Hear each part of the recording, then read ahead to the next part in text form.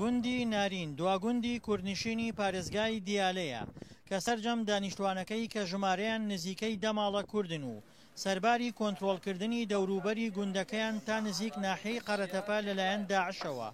بەڵام دانیشتوانی ئەم گوندە بە هاوکاری پێشمەرگە پارێزگاریان لە ماڵ و حاڵیان کرد و گوندەکەیان بۆ داعش بەجێ نەهێشت.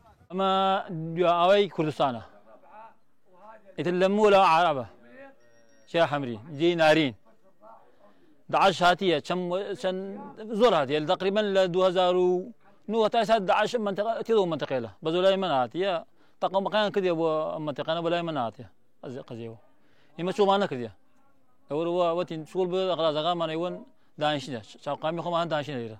هەرچەندە بەشێک لە گوندە عەرەب نشینەکانی دەوروبەری گوندی نارین بەهۆی شەڕەوە خاپوور بوون و بارودۆخی ئەمنی لە ناوچەکەدا جێگیر نییە، بەڵام منداڵانی گوندە کوردنشینەکە لە دەواازەی گوندەکەیان بە شێوەیەک یاری و مەلەوانیان دەکرد وەکو ئەوەی هیچ کێشەیەکی ئەمنی لە ئارادا نەبێت. ئەوەی نارێنە چواردەرمان عەرەبە گشتی داعش چواردەرمانی گرت جێمانێرە بۆ داعش ئەم ئاوایە خاکی خۆمانە و جێی ناین بۆ داعش ئاوای نارێنە و تامای نەحتاگویسە. پێشمەرگە لە دەوروبەری گوندی نارین ڕەبیەی سەربازی داناوە و دانیشتوانی گوندەکەش سەرقاڵی ئاژەڵدارین کە زۆربەی شوانی مەڕەکانیان گەنجی عەرەبن.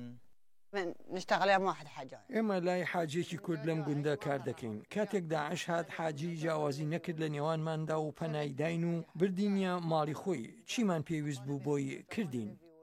دانیشتوانی گوندی نارین وەکو خۆیان دەڵێن سەرباری کێشە ئەمنیەکانی ناوچەکەیان، بەڵام پەیوەندی و دۆستایەتیان لەگەڵ ئەو گوندە عەرەب نشینانەدا نەبچڕاندووە کە دراوسیانن. دڵشاد ئەنوەر، دەنگی ئەمریکا، پارێزگای کەرکووک.